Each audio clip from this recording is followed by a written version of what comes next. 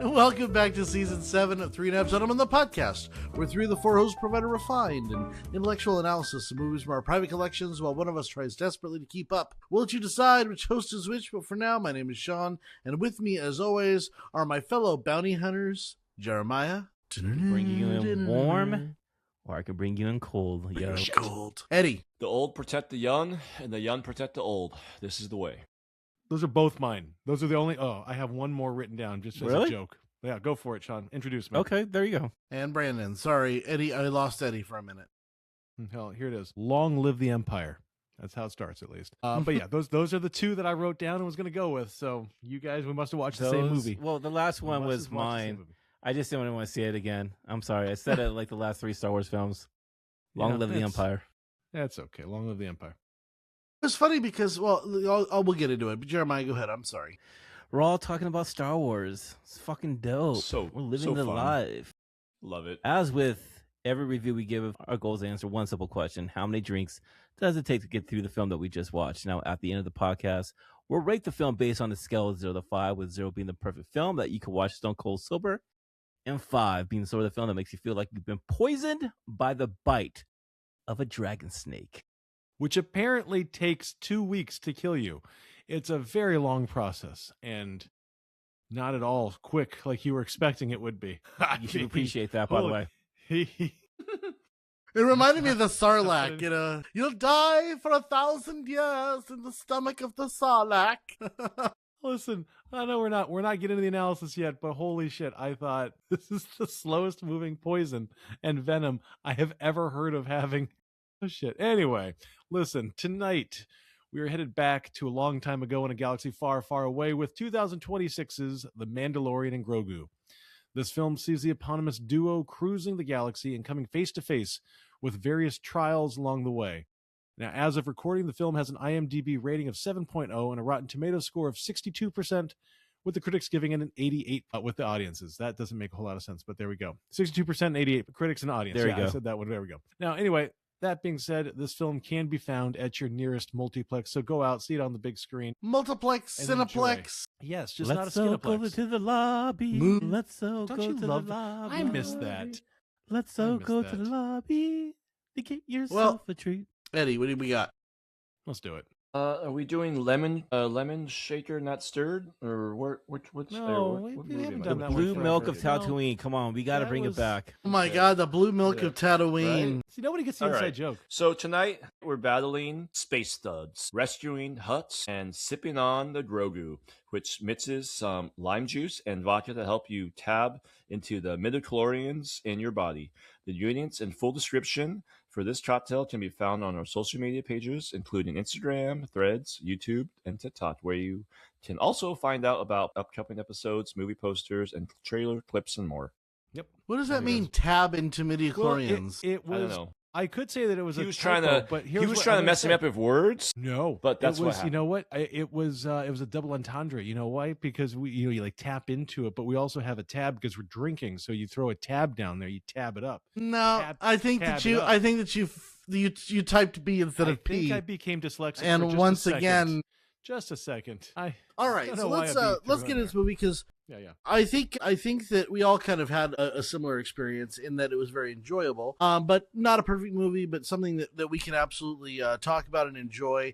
Take the kids to see it. It's an event at the movies, and I think that's where we begin. I would like to discuss kind of the opening sequence because one of the things about the Mandalorian show that I think is absolutely fantastic is the opening bounty where he gets the guy from the bar and he takes him across the ice lake to his ship, and it kind of got the same feeling. Like I feel like it captured the Old West kind of aspect of Star Wars, and I think it was very successful in at least setting a different tone than most Star Wars movies. Thoughts? Yeah, no, so I saw this movie as a departure from the standard Mandalorian TV show vibe, right? So the Mandalorian TV show is such a Western. It's got, the Western music and the Western cinematography and everything. It does capture that a little bit, but for me, I felt this was so noirish, and I liked it. I thought it was a really good noirish feel to it, and kind of the seedy underworld. You had the battling underground fights, and it had that feeling of kind of like a 1930s Chandler novel mixed with space, space cowboys. It had a really cool vibe to it. And yeah, I think that the Mandalorian as a character, as a show, as an entity, where it really kind of hits is giving us something that we know, the feeling towards. And the beginning was that it gave us just right into it. I mean, I know I'm probably getting a little bit bigger, but I was actually surprised at the level. I'm not going to say violence, because that sounds so, I don't know. Visceralness, the visceralness, the visceralness. it was very more intense. Yes, very intense with the battle scenes. So I thought that the opener was great. It definitely caught our attention, meaning me and my kids, who we were all just like wrapped up into it. Even my 6-year-old was just like she was just all into it. They all had their little baby Grogus. So yeah, I thought that it brought us into the world quickly, because it's a world that we haven't really kind of dipped our toes into in a little bit. What was the entrance again? I'm trying to remember the entrance. It's so basically it was well, Eddie, you were actually getting popcorn, and I apologize for that, because you sent me the popcorn. What the? I didn't send you for shit. Jeremiah sent you. Anyway, it was my fault because I was eating the popcorn. I'll take responsibility for that. But yeah, you are. There was a boss, or a kind of an underboss, and he was talking to the surrounding systems, the leaders of the surrounding systems, telling them how that Protection. With the fall of the Empire, they're gonna have to start paying bigger tribute. And you got the idea. It was like, it was a little Godfather, boss. It was a little mafioso, kind of going on. Mm-hmm. And you had Mandalorian basically breaking in, trying to get that guy, trying to find that he was the chit. He was the one he was going after. Janu. I would say that you probably missed the best part of the fucking beginning of the movie. I'm so sorry about that, because it was pretty badass, actually. Like, it was Fucking like Sean and his popcorn. Damn it! It was so not me. Dope. It was so dope. No. And I believe those people were part of the shadows. You have the Empire, the people that are actually doing the Empire thing, kind of waiting for not Thanos, General Thrawn. Yeah, they're waiting for General Thrawn. So you remember them in either season 3 or season 2. This dude is the main guy, was one of the shadow puppet people, behind the scenes, And so I'm gonna say, dude, the first 15 minutes of the movie, man, was high Star Wars, fun action, just cool energy. It was such a wonderful experience. Is that before the AT-AT walkers? Oh, right? dude. Yeah, that was right before it. I would say there was How like much cool did I miss? scenes, Are we like gonna say that it there kind of was a reminded me of hand? Mandalorian 2 of Luke Skywalker, where like Mando was just fucking people up, dude. It was dope. He was. It didn't It have was the so cool, same dude. feel of like Vader coming through. I had that in my notes here. I'm like, Yeah. this is Yeah. just like Vader. This is just like Luke. So cool. I gotta apologize. I said it was Lord Janu that we got at the beginning. No, Lord Janu comes. Yeah, later. it was not. But no, it was the mafia boss. But here's, I just want to talk about what Jared said. Is I don't feel like the group of people there listening to the Godfather basically say, I'm going to still offer my protection and long live the Empire. They were the ones that were like, do we have to say long live the Empire? I don't think we really want to. I feel like they were kind of the main guy, the main dude. Yeah, the main. It was part of the Shadow League, 100%. or the Shadow Puppet, Yeah. whatever it is. Yeah. So we were talking off mic a little bit, and I know Brandon had mentioned that he doesn't find the expanded universe very compelling in Star Wars. He would rather stick to the original Skywalker arc of Luke and Vader and the twins and whatever. But I find the opposite. I actually want to know more about the underworld and how the Empire is going to rebuild and how they become the First Order. I don't care about the First Order so much from those movies, but when I'm watching Andor, I love the idea of rebellion. And so here you have kind of a world where you have post-rebellion, post-fall of the Empire, where everybody's scattered and divided and leaderless, and there's really no unity, and people are just trying to get by.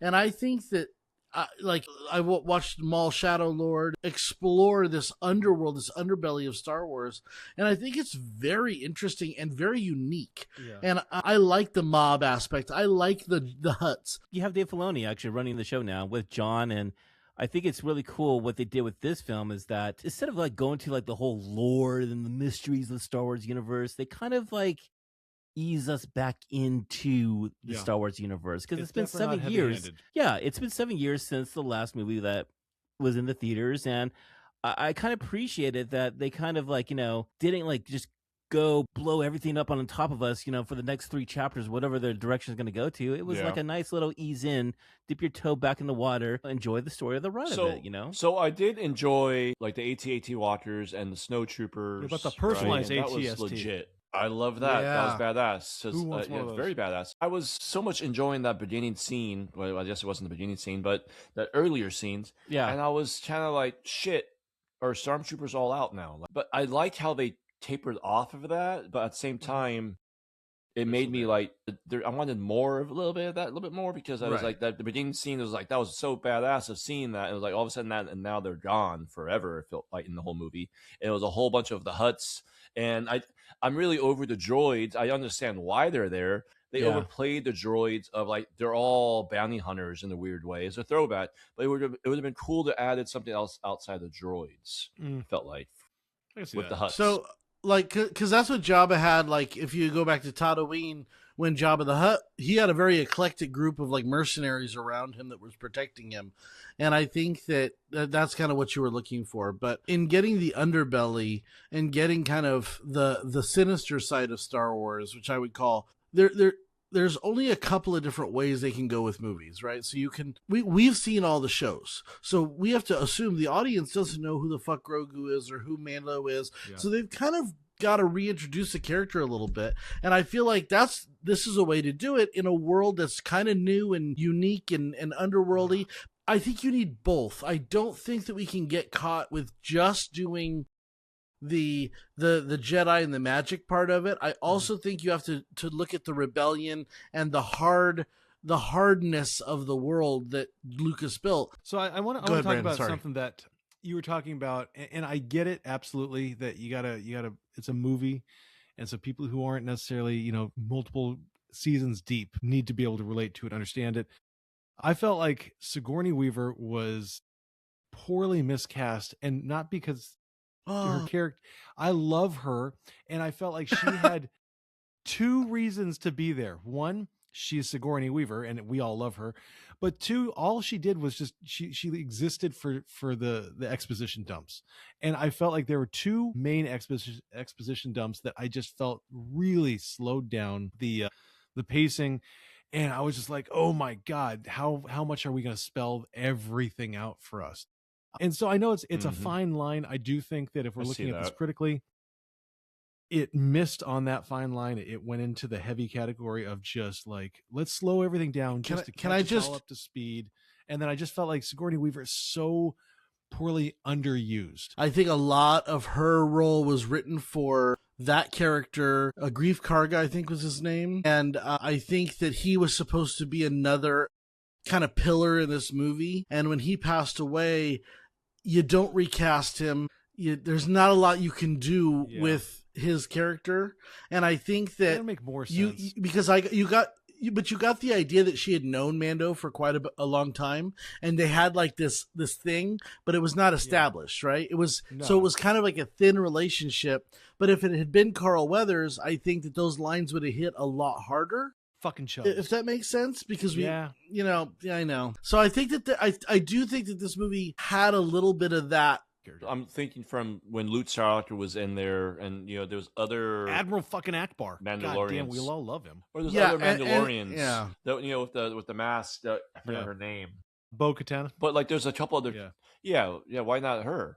Well, then the movie would have been called The Mandalorians, not Mandalorian Grogu Adventures. I don't disagree with you, Jeremiah. I feel like, but I do feel like this show really focused on the character of the Mandalorians and kind of his story and their culture, and the movie was more about his relationship with Grogu. And that's what I thought the movie was about. It was about Well, then why have Sigourney Weaver in there? Like, you gave her character. I feel what Brandon's saying. It felt like it was. I mean, it's just a small part. Jesus fucking Christ! I mean, but it's Sigourney Weaver. When you heard that it was going to be Sigourney Weaver, you're like, damn. Did her name say Sigourney Weaver when she got out of the fucking ship? She's right. I don't think the Ed-Swing was right. I'm not biased. It's just you guys are wanting so much more. It's the story. I mean, it's Star Wars. Of course, I want more. It's true. Mandalorian Grogu. That's what it is. We love it. Chair, I'm going to go ahead and I'm going to do. Hold on, Sean. We have to get it out of the way now. Jeremiah, you are titled the Duke. Why the fuck are you titled the Duke? Well, shout out to Pedro Pascal for being one of the coolest persons on the planet, because if you didn't know this, his 2 stunt doubles were also named in the top bill when you see the credits, finally getting the recognitions that they deserve. One of them is Brandon Wayne, the grandson of John Wayne, and he plays the Mandalorian. He is known which as is the really Duke. fucking cool. Well, there's a fun fact on that. So when he was trying to get more into the character as dressing as the Mandalorian, he kind of interchanneled his inspiration of his late grandfather, you know? And so there was a scene or something like that where he comes out and he's just walking, and then the late great Carl Weathers supposedly kind of just like said it out loud and said it to next to John and goes, "That's the Duke right there." And that's why the Duke comes out, dude. Okay. Well, that makes me feel good, because I would never have known that. But I love that. So that's cool. Happy to. Hell yeah. That's a great story. But getting back to the movie and kind of the tone of the movie, I think it was important that this was not a big movie, that this was not an epic entrance into the into the Star Wars saga. It was filling out little pieces of the Star Wars saga and giving you small little tales. And I think that, I'm sort of tired of the Skywalker saga, especially after the Rey debacle. I am looking forward to something new and fresh. And for me, this was an introduction into a world where I could see someone coming out of this world that's new and fresh that we can follow for 3 movies. That is a Jedi that's learning, that maybe is, heard of Skywalker, that they could de-age Mark Hamill, and then you can actually have a story. Just get Sebastian Stan. Or Sebastian Stan. I'm in for that. Is he asking for a lot? Is he asking for a lot of money or something? Because why his name was tossed around a lot. I don't why know. Has he not said yes? I don't know. It's like the perfect casting, dude. He hasn't said It's yes the perfect for a while. casting. What the But hell? it would be really nice to see early Luke, early Temple, early Jedi. Like I would like to say, but that comes out of this. Like, I could see Mandalorian finding the young Jedi. Like, I could see that. Because remember that the Jedi Council had a whole... Right, and the Jedi Council had a whole way of kind of going after the kids in the universe. They had like a whole network that would go out and get these kids and bring them into Coruscant for training. That's all gone now. How does Luke find them? Like, how does, what's going on there? Like this, we could see a rebuilding of the story that I think is interesting. That's more interesting than blowing up a Death Star, in my opinion. Take away any rumors that we've been hearing about the next trilogy and all that. What would you want to see if you had the option to learn more about any aspect of this galaxy far, far away? What period would you want the next trilogy to be set in? I'll go first. Mm-hmm. Okay. And I'm going to cheat because it's one of 2 things.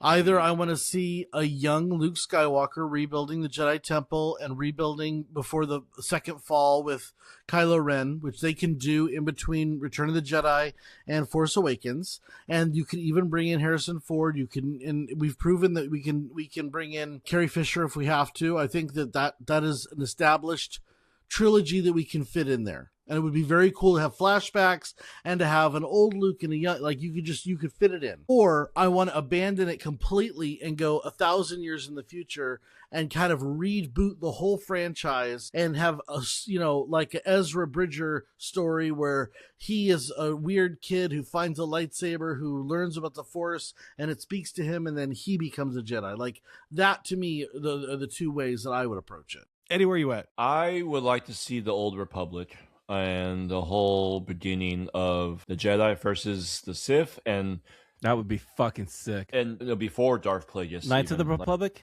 Knights of the Republic, the older. I don't know. It would be yeah. Well, Darth Bane, I think he was there.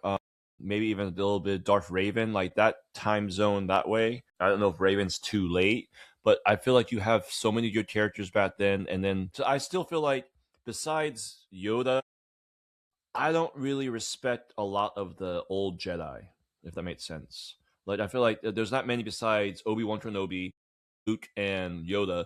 Like, Mace, I want to see why the Jedi are the Jedi. Because I feel like in the Skywalker saga, they lost their way. So I want to see them fight for the good side more and be like level-headed, like Qui-Gon a little bit with his expertise. I want to see more people like that. I want to see badass Jedi, like I want to see those stories. Imagine like 1,000 like Siths and 1,000 Jedis fighting each other Braveheart style. The Knights of Ren, is it the Knights of Ren? Or like, Knights of Right, Ren, the yeah. Knights of Ren. like when that was almost like teased a little bit, people were fucking excited, and then it didn't hit They like what they look wanted. great.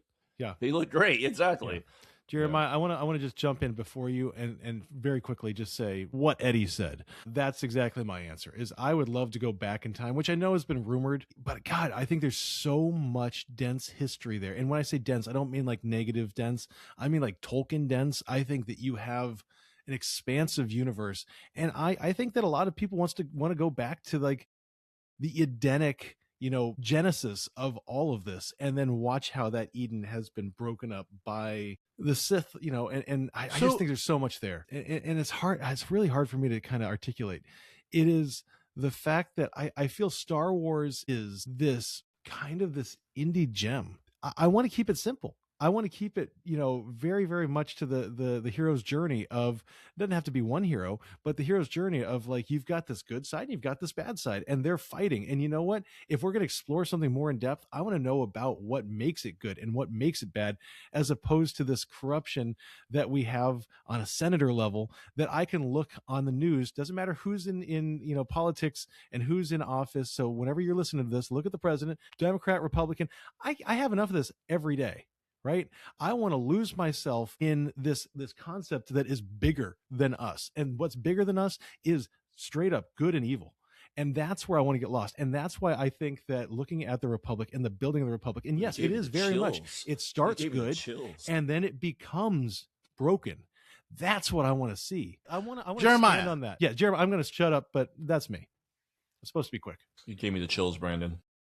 It's really cool stuff, guys. I support all of your guys' hopes and desires of what you want coming out of the new Star Wars era and stuff. I will have to say that I would love to see the era of the Empire. We're here technically at the same timeline. 5 years, 6 years after Return of the Jedi. I would like to see, Tron was introduced in Ahsoka, is the main bad villain. Come on, dude. I mean, bring back Han Solo, Luke Skywalker, Princess Leia, make them younger. Cast them. You can find some good people there. I mean, shit, Sebastian Stan could be Luke Skywalker, but there's something there that there is something that we missed with the last trilogy, that we didn't get those heroes, one more adventure kind of type of thing, and their stories. What are their next stories? How did they happen to get to 7, 8, and 9? We don't know. This is going to be the bridge to that part right there. If they don't want to do that, I'm down to do something with the world between worlds. Change the fucking direction. That's a direction change for sure. Change for what we know from 7, 8, and 9, and go on a different path, because what we saw there in Rebels, you can change the direction course of the universe. It's wrong, but you can do it. Jeremiah, your point. Hold on. Your point is they could recast. Yeah. With the whole originally cast, and keeping in mind they did it with Obi-Wan Kenobi, and we love Ewan McGregor just as much as we loved. Absolutely. Alec Guinness. So it's possible for that to do. I think it is possible for them to do it. I think that would be very interesting, is just to recast the original trilogy stars with like someone like Sebastian Stan, and then just go for it. And in this period between Rey and the fall and Return of the Jedi, that period of time. You got it right there. It's all there. It's actually, it feels like Dave has been setting this up for days now with all his stories, with Ahsoka, with the Mandalorian. I mean, we're in this era right now. Yeah. Fucking committed to it. That's all, dude. I mean, it's right there. I like the idea. I was going to say, I have an idea of what I was thinking of for Star Wars, and I feel like it's already kind of, the blueprint is out there already. And another show we did recently did this, and it's A Night of Seven Kingdoms. And you have these stories of down the road of the great Game of Thrones show, and then you have these stories in the Game of Thrones shows of talking about this in the past. And the way they did that is beautiful. And I feel like they have a chance to do that for Star Wars, because you have the attention right now of people want to know what happened in the past before. We're always right here with the Empire, but we want to know more about the Sith, more about the Jedi, of why the Jedi why is a Jedi so good? They have this high and mighty that they're so Be good. down. It's not as good what everyone thinks, but it's Well- there's maybe some hero in there. I thought there was a movie or that was in pre-production with James Mangold supposed to be directing called the Jedi Knight or something like that. It was supposed to be like 1,000 years before anything happened. got with killed. That got killed. That got killed. Well, Yeah. Well, that would have been pretty cool. That would have been Whatever. cool. And Let's I see. think that's Yeah, where let's we're see, at. because there was a Knights of an Old Republic movie that they've been teasing for a while. So we'll God, that see. would be We'll see great. what Filoni has in store. But I We're do in good think that hands. Filoni.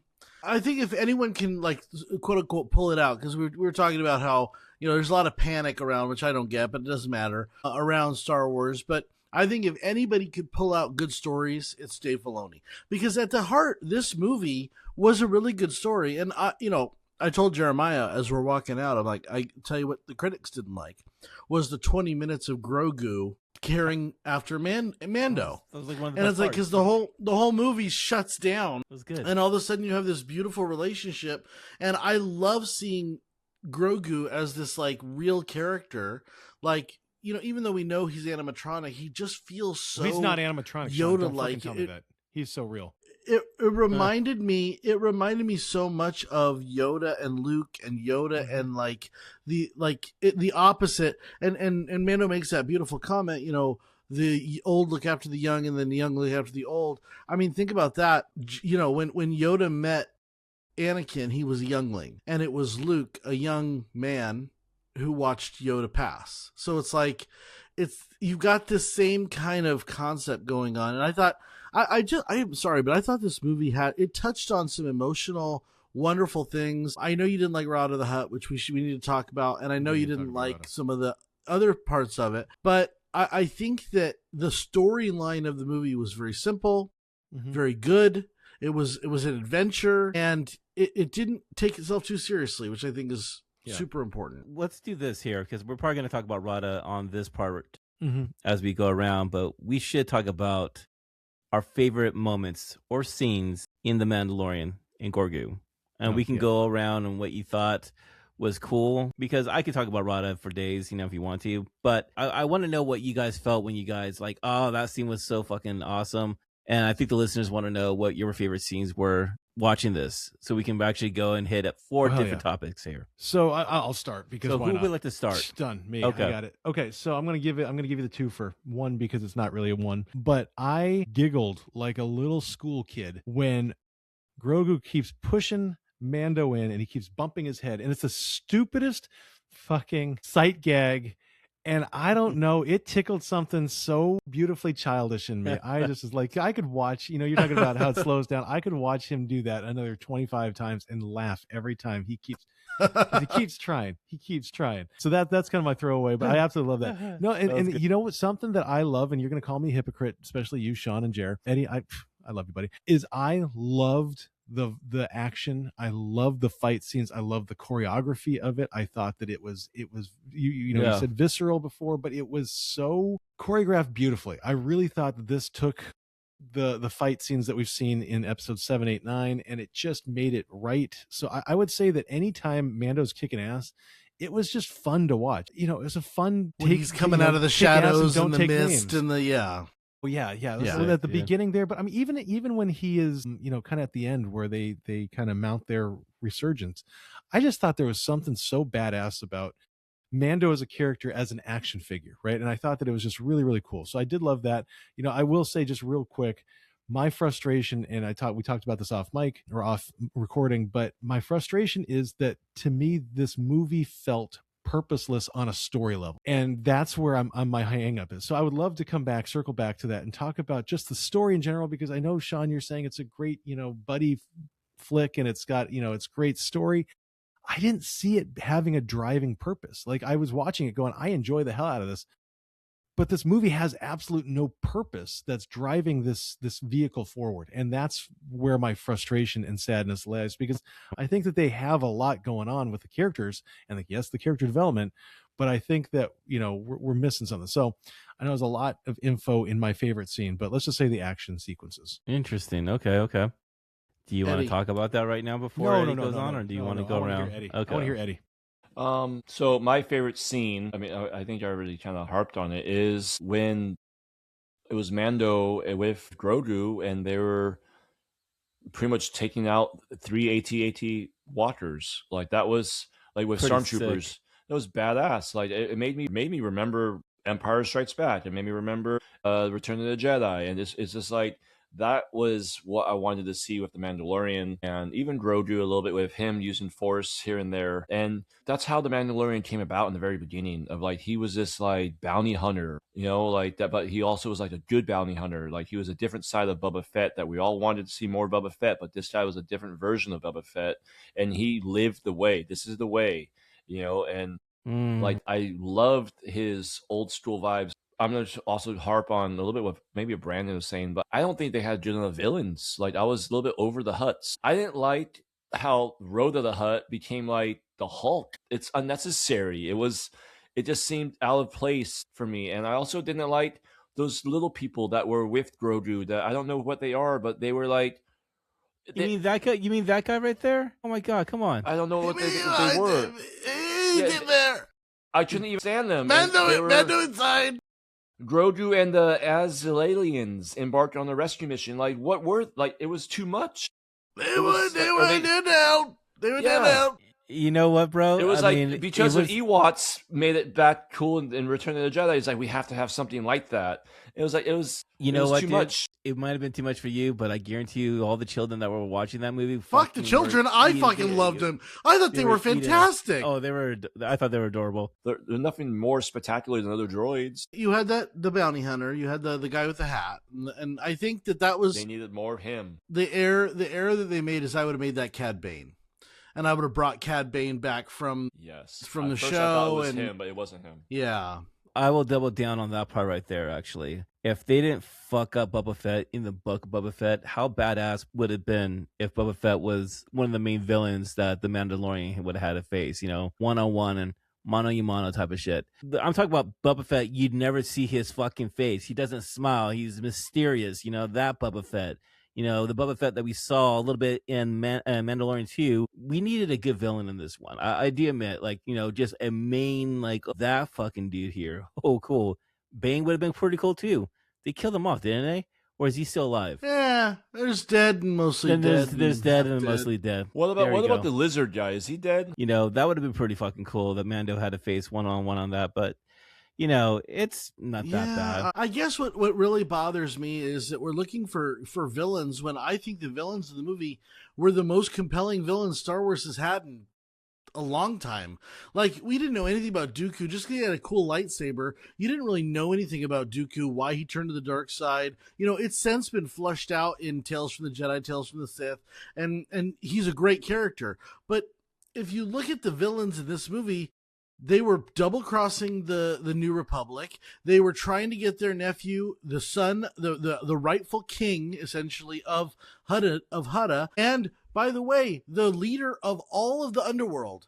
Jabba the Hutt was the leader of all the underworld. So if you look at Jabba, his fall as like a vacuum, Rada the Hutt was the natural heir to the throne. He could have come in and be this really cool badass, but he didn't want it. He wants to be better than his father.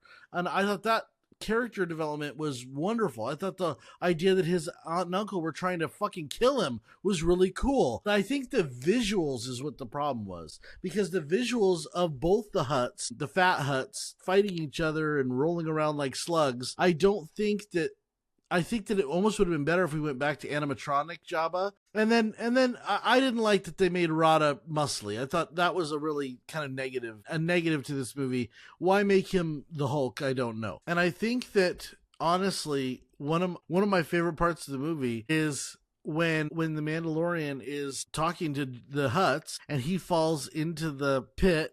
And I was expecting like Sarlacc and, you know, but then it was this really cool snake thing, like that snake thing with finger teeth. That was really fucking cool.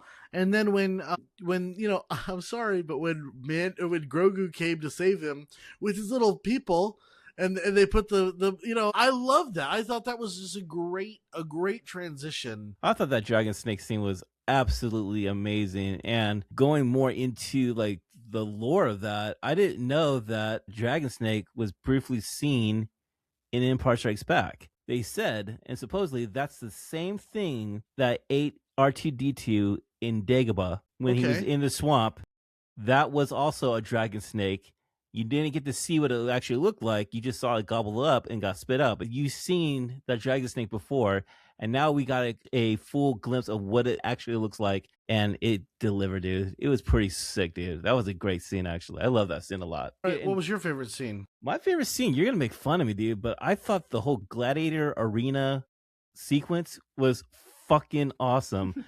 I nudged over to you because halfway during that scene, I'm like, holy shit, these are the living hollow chest monsters from Star Wars. Oh my God. And on one of the scenes, like the head on the wall was the guy from Attack of the Clones with all the teeth. Like you saw all the fucking like creatures. I thought it was so cool. In the ring. It's the same checker mark chess piece board. I'm like, oh my God. And they did the same move with the holograms as they did in the movie. I'm like, that was a cool throwback. That was such an amazing throwback. It literally took me halfway in the scene. I'm like, I've seen this before. What the fuck is this? I've seen this fight move for a long time. Like this whole game. My gosh. That's that hollow chess piece from Monster from Star Wars. Oh my God. I'm surprised they haven't made that into an actual real game for... Oh my gosh, man. I thought that was one of the coolest things there. I didn't expect that, man. I didn't expect that. And throughout this movie, dude, there was a lot of like paying respect to the original trilogy. Even Sean, we were talking about the music and how Ludwig just he knocked it out the park. This score was a banger, right? It was so dope. And yet there was little like, here's a little John Williams respect. You know, we're gonna bring his little, it just felt that John Williams vibe to it, mixed with his his electronic stuff going on. The score on this movie was pretty dope. It almost had like Blade Runner meets classic Star Wars meets the Mandalorian theme, and he just kept like weaving them in and out. And once again, we're learning different worlds and different relationships, and it was so much fun to see these different characters kind of come to life.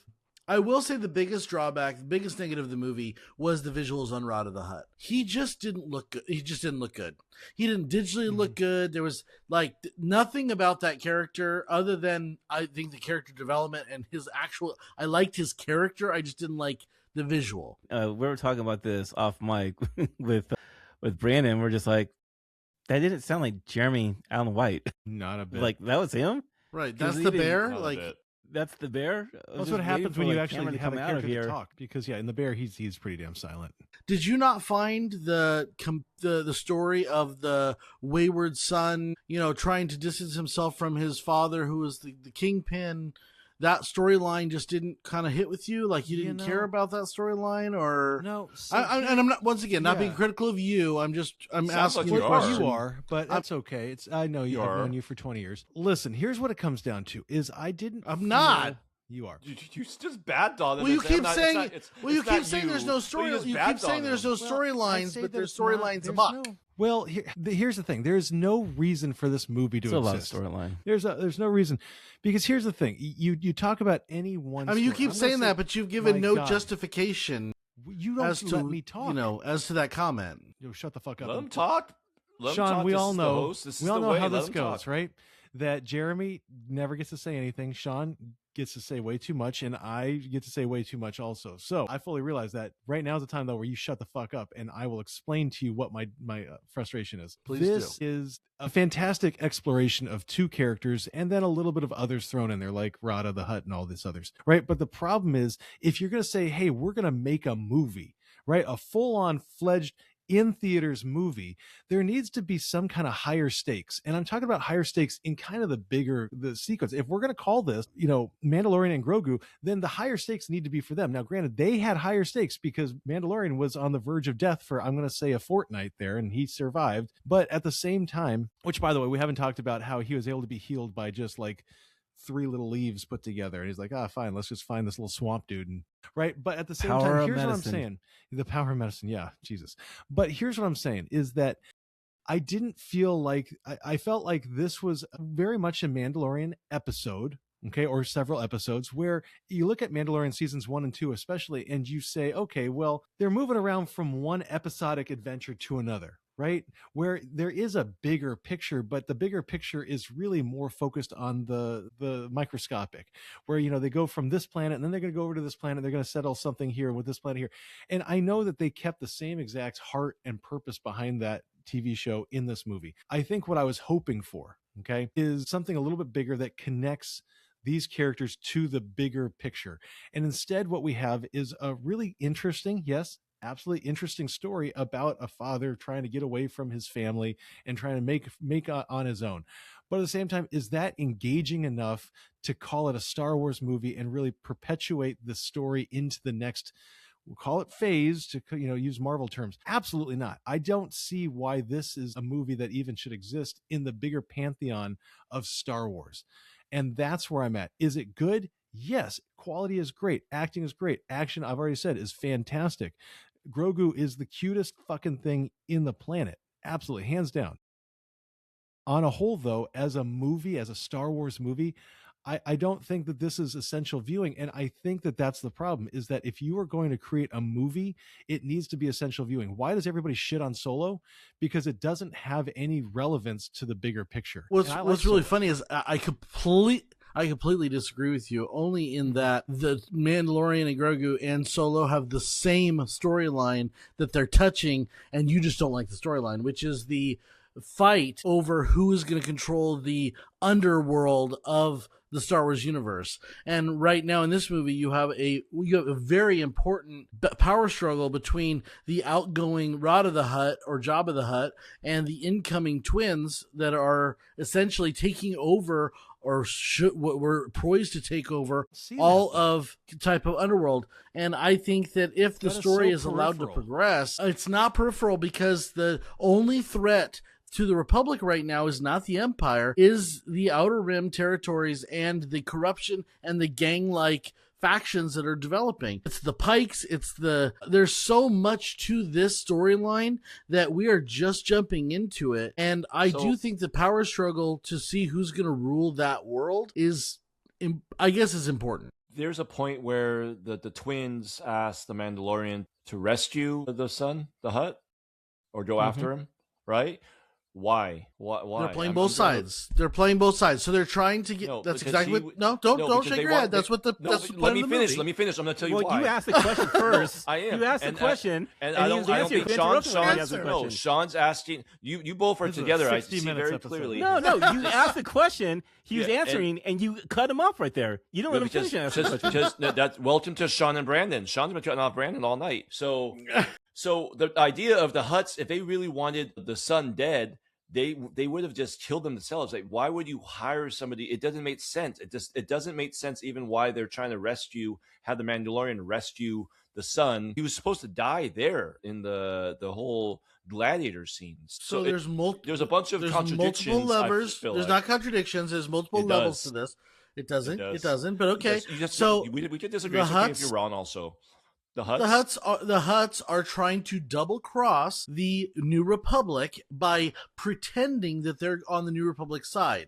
And in order to do that, they are trying to make it seem as though they're trying to get their nephew back, when they're really trying to kill the nephew. Now, I do not believe, and there's no evidence to suggest, that the plan to kill Rada the Hutt in the pits had anything to do with the twins. The two had nothing to do with each other. I don't think they did. The idea that he was going to die in the pits had anything to do with the twins. The twins were trying to get him back to show face, to pretend like they were with the New Republic, that they were trying to be different people, when all the time they were actually trying to take control of the underworld and let Rada die. And that's the whole plot of the movie. That's what happened in the movie. It wasn't clear enough, and I was going to go based off of, it would have been cool to see maybe the Hutts reach out to the Mandalorian and have the Mandalorian maybe not be so tied to the Republic, and be like, and he's like, because he's a contractor, so he's still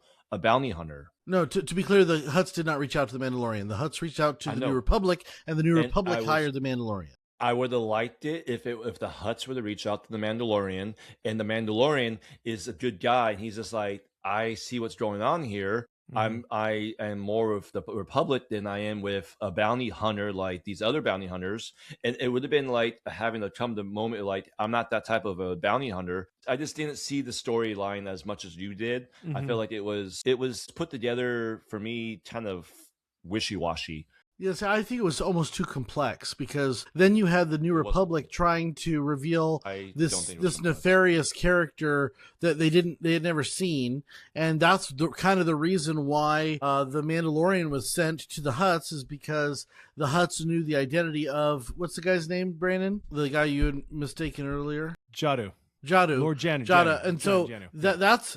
Yeah, Janu. So that's why the New Republic sent Mando to the Hutts to find out who Janu was, so that, you know, it was all kind of this, everybody was playing against each other, and I think it was just a little convoluted and not clear, but it was not complex. I think it was complex. Yeah, I'll give you a complex. I do think that you hit it. It's convoluted, and not that we needed it to be in a longer movie, even though I didn't feel like it was a long movie, which is credit to the movie.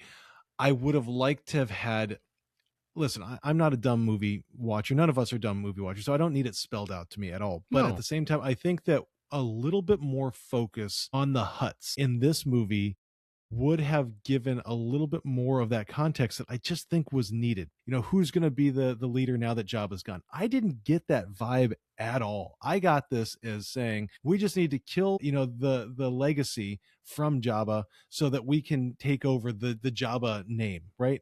And so instead, I see this as really, really encapsulated within a family drama as opposed to this bigger underworld. Yeah. Sigourney Weaver tried to do it, but I don't think she did it well. I'm with you there. If we're going to do kind of what you and Jeremiah have suggested, which is fine, and we say that the underworld is now kind of the direction that we're going at, which is cool. Not exactly what I want to see, but it's fine. Then, yeah, I get it. I get the bigger picture. What made Jabba Hutt the best is his minions around him. He had Boba Fett, who was his main bounty hunter. He had all these other people that were Bosk, who is my favorite. Made him strong. It made him good. They don't make the Hutts scary enough. Personally, I agree with that. I don't think that the droids are the problem, but I mean, like Brandon said, if we had a little bit more exposition on the Hutts, and like at the beginning of the movie, if you have the opening scene and then the Hutts, you have the introduction of the Hutts, and they like are having a conversation with someone about, you know, Rada, and then they kill him through the trap door, you know, and it's like it's less comic-y and more serious. I think that might have been helpful. But, you know, once again, I think that this is a small part of a bigger story, and we're just being introduced to these characters. And part of it is Clone Wars. I've seen Clone Wars and Zero, and this whole, you know, that whole kind of stint goes into this movie as well. So anyway, I agree. Jeremiah, with I want to hear what what you're saying. You know, I mean, listen, I didn't expect so much out of this movie because I knew this was kind of a little appetizer of what they're going to bring into this new era of what we have with these Star Wars films coming in. I appreciate that the story focused on Mandalorian Grogu. I knew for a fact that's why I was going in. What I liked a little more about with the Empire, what they're doing, that would have been pretty cool to get more of an introduction on that part, or just more of a storyline on that part, because, you know, Mandalorian is all bloodlust the Empire, you know, the remaining of those people. Jeremiah, don't you love the husk of the Empire? The infrastructure of the Empire still being so prevalent, like the costumes are the stormtroopers are changing, and they're like old, and they're gritty, and like I love that part. There's nothing more that gives you satisfaction seeing stormtroopers getting fucked up, getting their ass beat and shit like that. It's just like the greatest thing. And I agree, I mean, Eddie, I would love to see more of that. From Rebels here to this story here, he was cool. But I think there was a lot of reasons and purpose into this movie. I mean, because if the Mandalorian died in this movie, that would have been an interesting take on this. But to see the next generations not kind of like not following their steps, but kind of leading their own path, that's what you got in this movie with either, you know, Rada the Hutt, with Grogu, that in the end, they are choosing their own path of what they're going to do, and that they're able to survive in this universe. And I thought that was something that kind of gave more of a story of what we're looking at. I have a question for you guys, and we can keep this one quick.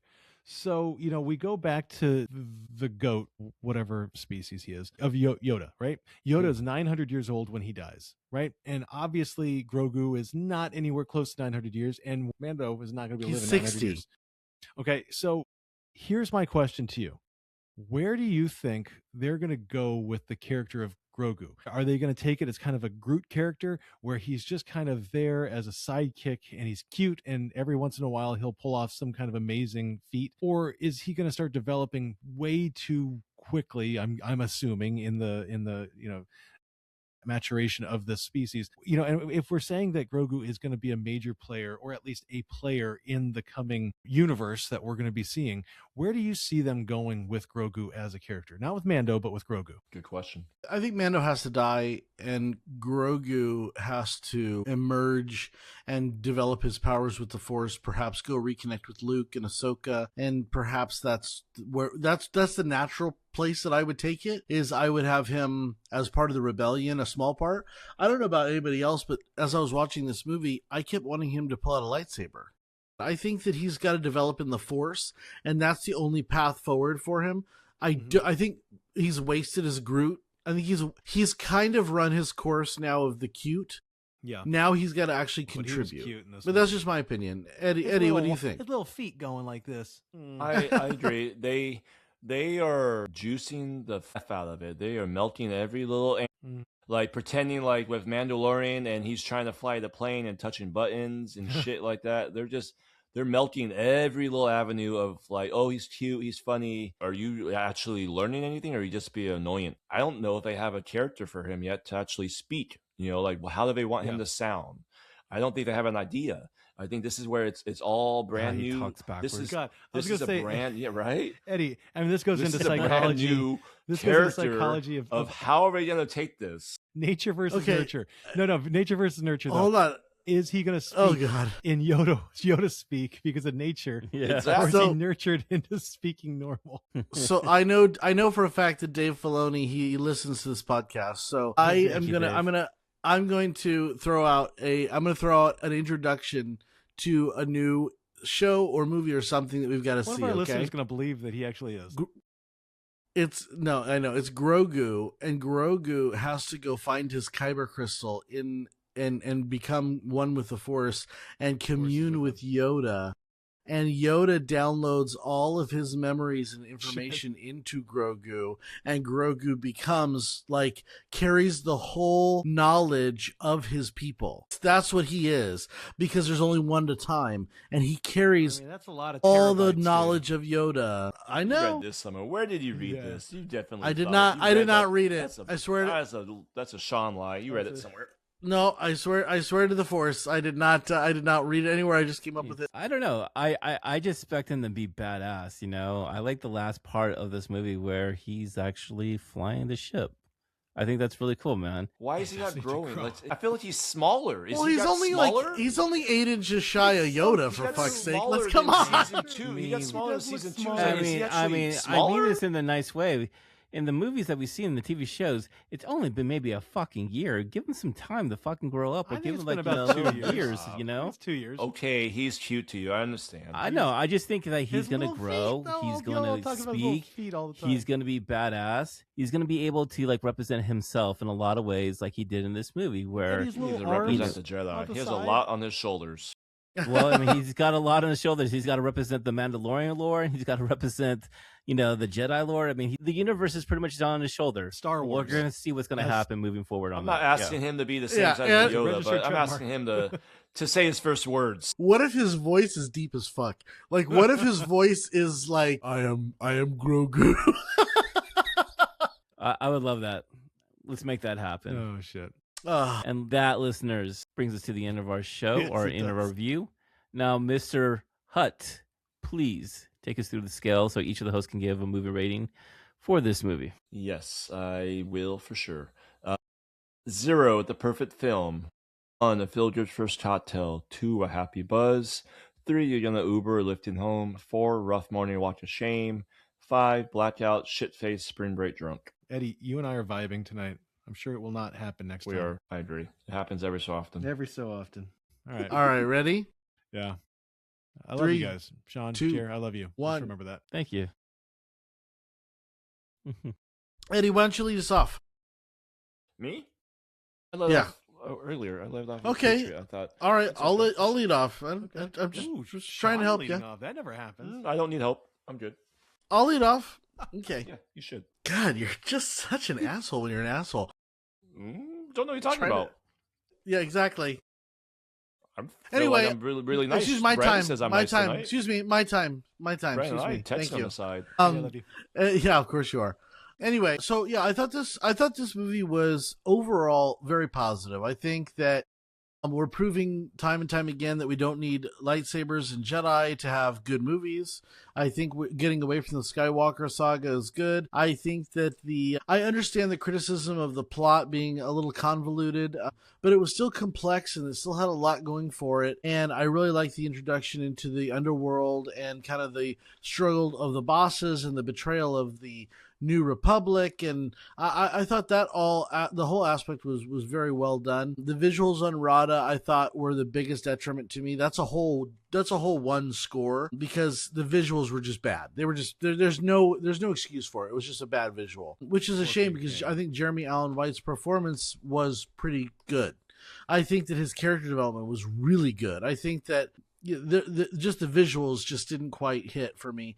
And I do agree that the villain was there and present, but also underdeveloped into the menacing type of villain that it could have been. We're also in a universe where Darth Vader is hard to top. And you were fucking scared of Darth Vader in the original trilogy. Like he was a boss when he walked on screen. And we haven't quite had that much of a villain sense. So I do forgive it some of its foibles. But for me, this movie's a 2.35. It's a happy buzz with a little sloshing. It's better than an average movie. Definitely a good entry into the Star Wars universe, but it doesn't quite do what Rogue One did, like at all. Or, if I was to put it in the pantheon, I'd still rank it probably higher than the new trilogy with Rey. I think it would still be a better movie than those. So I think it was pretty good. 2.35, and love seeing Pedro Pascal on the big screen. So all right, Sean. So as much as you think I'm not vibing with you, I still am close to you enough. What I'm starting to realize with this movie, what I feel like it missed, good old from Andor and Road One. Like I got so much from Andor, I got so much from Road One. I got this like idea that people died for the Republic, right? To keep this rebellion alive. And I felt like this movie was too PG Star Wars. It wasn't R Star Wars. It wasn't PG-13. There was no deaths. No one died on the Republic side. No one was going to die off in this. I knew it. I just was like, oh, everyone's just going to be happy at the very end of this. It was a happy story at the very end of this movie. I could just tell. And that's where I felt like it didn't give the story that I felt like it could have give.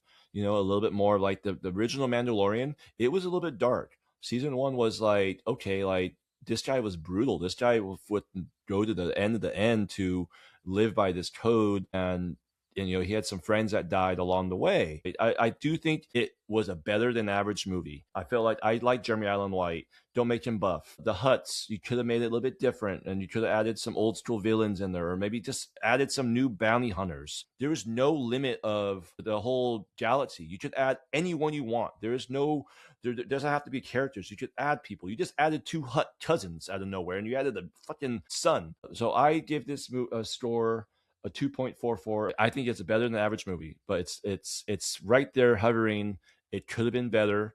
I probably still let my kids watch this. They will enjoy this. I just know I wanted more for a Star Wars movie, better than the most recent ones. But I'm a Mandalorian fan. I still enjoyed this as a whole. I just thought they missed certain points that I wish they could have hit. Listen, guys, I'm going to be on the other side of the fence here. I thought this was an absolute fun popcorn adventure film. I think it's the perfect way to bring back Star Wars into theaters. I had a really good time watching this movie in a lot of ways. I thought the cinematography looked great. I thought the action sequence looked fantastic. I thought the music was unbelievable. Just exactly what you want in a Star Wars film. Could they had a better villain? Maybe, but I'm okay with that because going into this movie, I knew it was about the Mandalorian and Grogu. It was their story, and I'm totally cool with that. But I think this movie was a perfect way to bring another generation into this movie, which was, the next younglings watching this and, kind of connecting with these characters in a lot of ways. We heard that in our theaters where everyone gasped that the Mandalorian was going to die, and they were just like on the edge of their seats, We were on the edge of the seats. We didn't know what was going to happen, but this is the reason why you get the movies.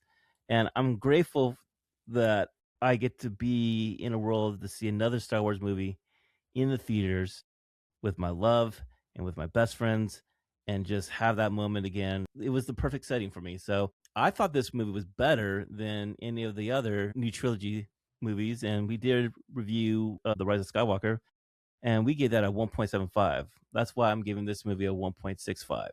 It's better than A Rise of Skywalker. I had more fun time watching this movie than I did with the other last movie that we saw in the theaters. So it is a feel good first cocktail with an overshot, a 1.65. Brandon, close us out. I appreciate it, and I am jaded, and I am bitter, and I am an old grumpy man, which Sean is usually that's designated for you, but I will take the moniker on that today. And it's because Get off my porch. No, you know what it is? It's get off my Star Wars. And I have this conversation with Amanda all the time. And I got to be honest, Amanda, she supports me, but she doesn't give a shit. But I use her as a great sounding board because I just want my 4, 5, 6. I don't know if I want to expand it beyond that. And just because we can doesn't mean we should. Let's go back to Dr. Ian in Jurassic Park. With this one, I knew what we were getting into. I knew what was going to happen, and it ended up happening. I was absolutely entertained. Jeremiah, I was absolutely entertained. I was cheering along. I was, fist pumping when Mando, kicks ass and takes names. I was laughing, and Eddie, I have agreed with every single thing today, not because I just wanted to agree with you, but because I actually agree with you.